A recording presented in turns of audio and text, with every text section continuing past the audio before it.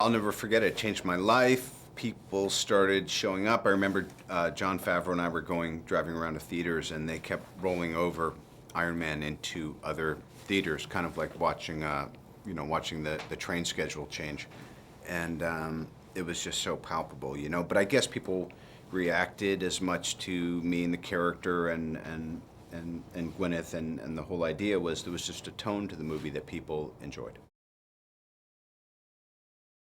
We went a little batty, and then we kept working and hashing it out, and it was just this kind of never-ending pursuit of the best possible ideas, you know. We knew when we did that it kind of took away a bunch of opportunities, but we thought, no, it actually affords us more, because now we have to explore what does it mean to say something but not really know what you are saying at the time.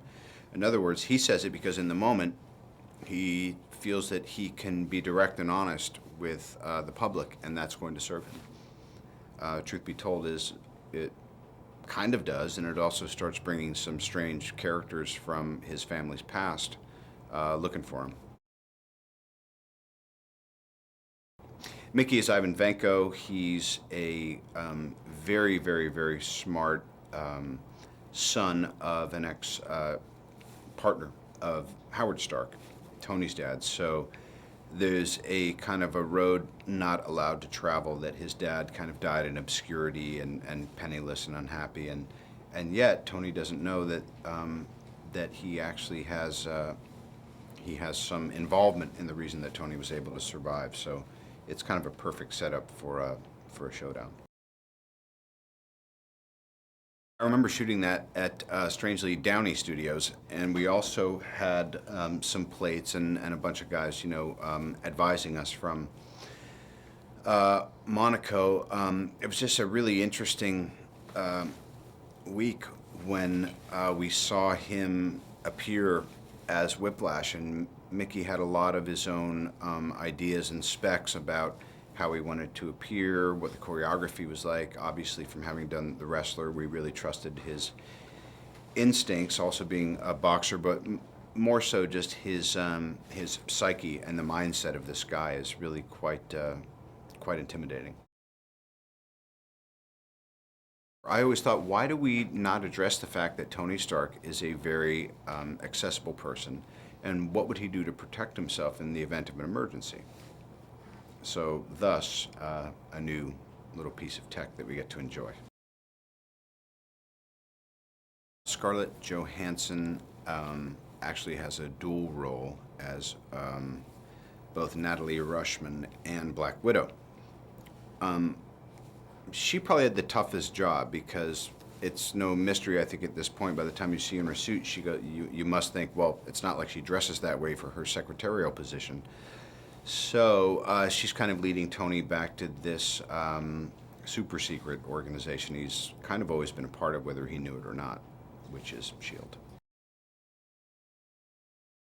It was so central to Iron Man's success that we thought, okay, well, are we just going to do more of that, or how do we up the stakes? And so we definitely considered that. And when you think about Gwyneth, too, you think about her being able to probably do anybody's job. So we had thought moving her way, way, way up in the company was going to be helpful, and also to change the status between she and Tony, because Pepper, even though she's still his assistant at the end of the first Iron Man, we really feel that she's his equal, and I think that a lot of our female attendees appreciated that. She's not kind of pigeonholed into the usual two-dimensional, mid-century idea of the gal. Literally a different persona, and that Don Cheadle is reprising the role, someone I've always admired a lot. And again, to up the stakes there, anyone who looks at the poster knows that Iron Man 2 is about two Iron Men. And one of my happiest remembrances is how we actually really were able to craft that taking place, because it could have, again, been two-dimensional, but we had to really see Rhodey's conflict, and the way it unfolds is a little more interesting than you might think.